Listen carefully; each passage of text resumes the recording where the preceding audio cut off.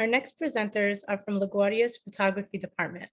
In spring, under the mentorship of Professor Maureen Drennan and Professor Lydia Khan from the photography department and Dr. Molly Rosner from LaGuardia and Wagner Archives, photography students Maylin Iglesias, Shoshana Selene, Renee Singh Brooks, and Jeremy Orozco developed an archival and photographic project that focused on the theme of migration, homes, and borders in New York City. Maylin Iglesias photographed the Lower East Side, where she was born and raised, to interrogate her New Yorkan identity as the neighborhood changes. Shoshana Selene has been documenting her Trinidadian mother's cooking to explore her own heritage as a New Yorker. Renee Singh Brooks has been investigating his own relationship with immigration to the United States through photographing his neighborhood of Jackson Heights.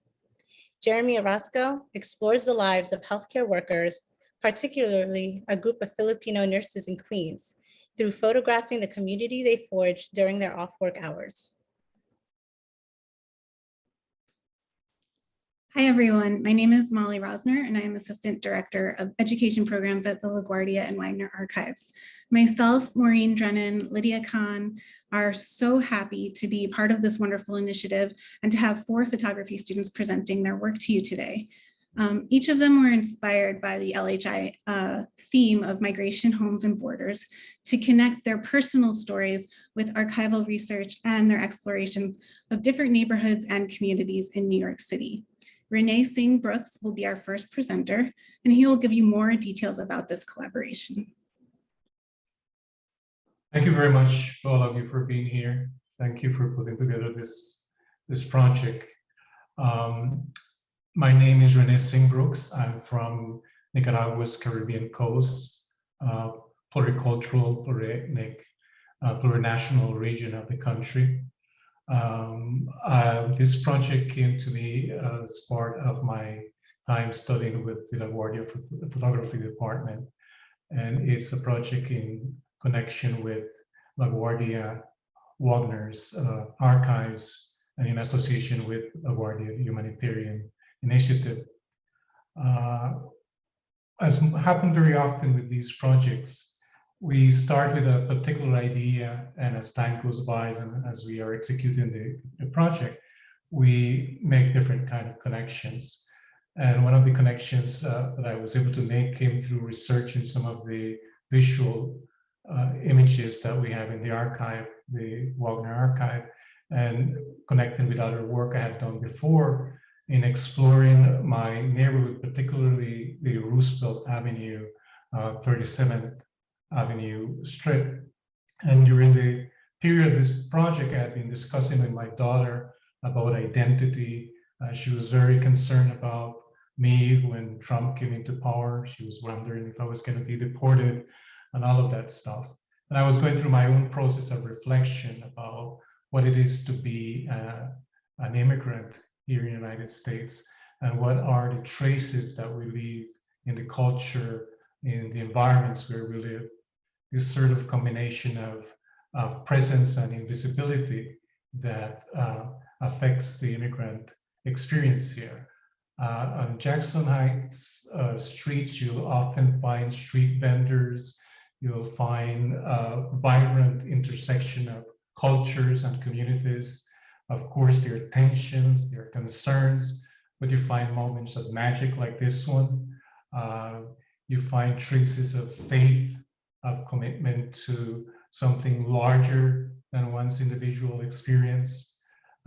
You also find the struggles and the efforts people are engaged in to change and improve their lives.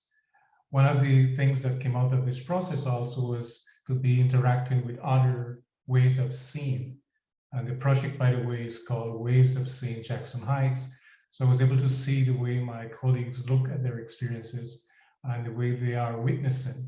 So this was a co-witnessing process from which we all learn to see Shoshana's exploring of her mother's experience, to see Jeremy's exploring as the experience he has with his girlfriend, and Marilyn exploring her own identity. So essentially, this has been a project of encountering my experience through the experiences of others and documenting that process.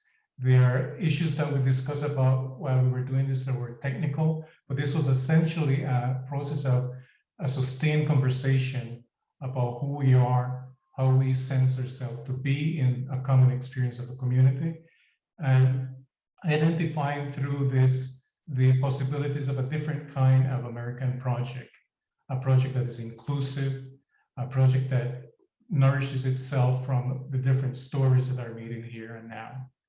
I'm very grateful to Maureen, I'm grateful to Molly and to Lydia for what they brought to this, for helping me look at my way of seeing things. I'm grateful to my colleagues, Maylin, Shoshana, and Jeremy.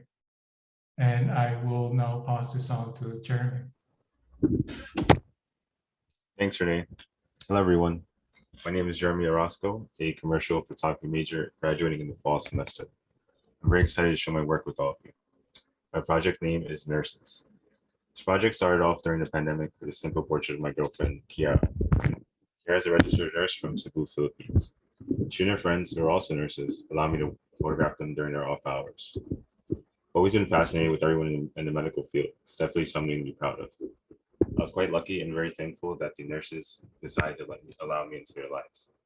Kiara is 26 years old and migrated here at a young age thanks to her mother, who sacrificed a great deal for the best interests of her children. Kiara returned to the Philippines later to study nursing at Cebu Doctors University. Something that stuck with me was stumbling upon an article that stated 1 of every 4 Filipinos living in New York and New Jersey area are working in the healthcare field. That being said, they're also 4 times more likely to be nurses. Nursing is quite stressful, and I see it firsthand when Kiara comes home after 12-hour shifts. I always make it a priority to do what she likes because she works so hard. One thing I noticed when being around nurses was their sisterhood-like qualities. They're a tight group and do everything together. The project starts off with an image of Queen's Hospital, Kiara's previous place of employment. And as the project moves on, you're given an insight to an alternate view of healthcare workers, with images showing that they're just as normal as we are outside of work. This project means a lot to me because this is actually the first time I've sat down, researched, planned, and constructed the way I'll be creating images for this assignment.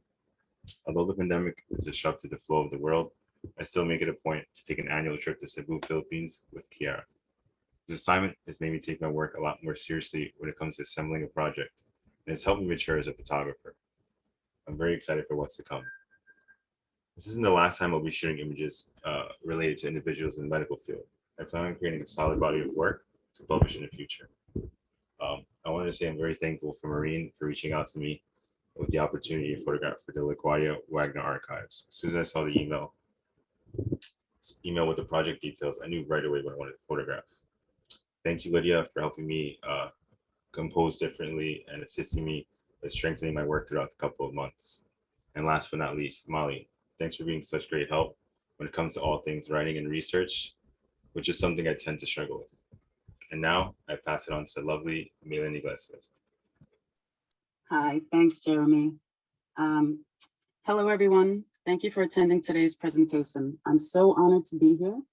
My name is Maylin Iglesias. I am a photography student at LaGuardia Community College. The name of my project is What's It Mean to Be New Yorican? This project came about during a color photography class I took last year. I was questioning my cultural identity as a Puerto Rican New Yorker, or a New Yorican as we're lovingly referred to. So what exactly is a New Yorican? We are first and second generation New Yorkers, born here from parents that migrated from Puerto Rico.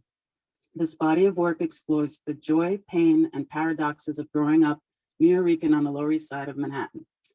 There is a sense of loss and rootlessness we feel because we inherently miss the Isla, but we were born here and our roots were erased in order for our parents and future generations to assimilate.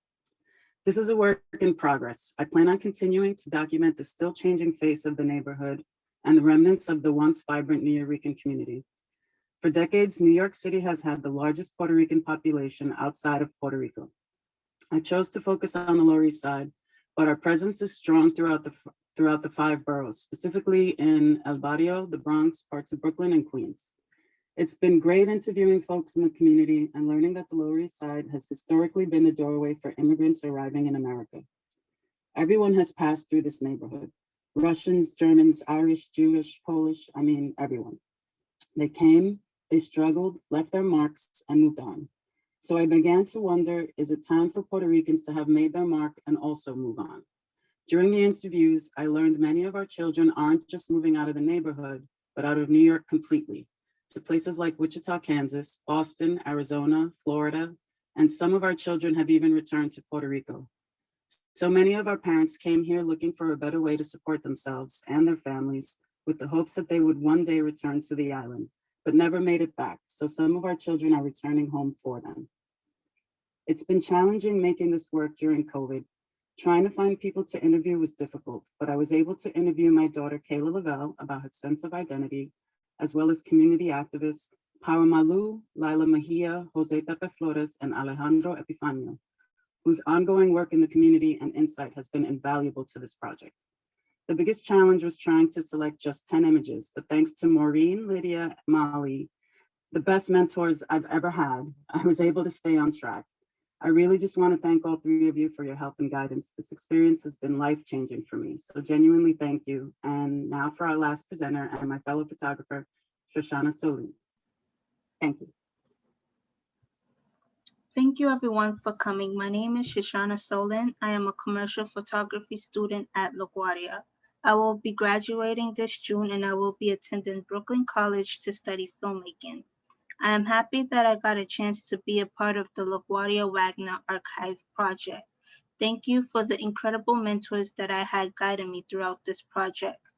My photos and videos document my Trinidadian mother cooking to explore her own heritage as a New Yorker. My project is called Good Things Come Out of My Tiny Kitchen and is a phrase my mom often says. She migrated to America from Trinidad and Tobago in 1992, settled down to make a living, and raised me and my two sisters in Crown Heights, Brooklyn.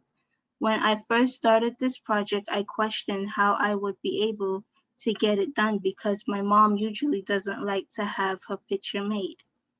But she was eager to share her vibrant background with me. So I was excited that she let me take photos and videos of herself to share with you today. My process consists of interviewing my mother and asking her questions about her childhood and growing up in Trinidad. I asked her what was her two favorite memories of Trinidad were. What does the United States mean to her and how did she imagine America before she arrived? While she was speaking, I filmed her and also took still images.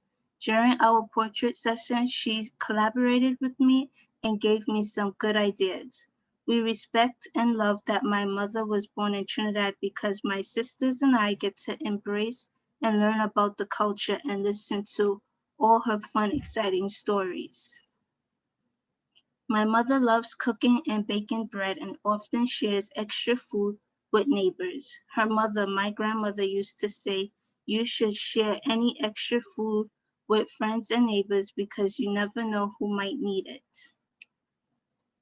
She gets up very early to go to the market and enjoys cooking curry, fry bake, and gyro pork. She started learning at the age of 13 when she was living in Trinidad. She learns from her mistakes when trying something for the first time, and she often takes tips from other people to make her food better. I couldn't have done this project without the support and collaboration with my mother. Thank you. Thank you to LaGuardia's amazing photographers for beautifully capturing the many moods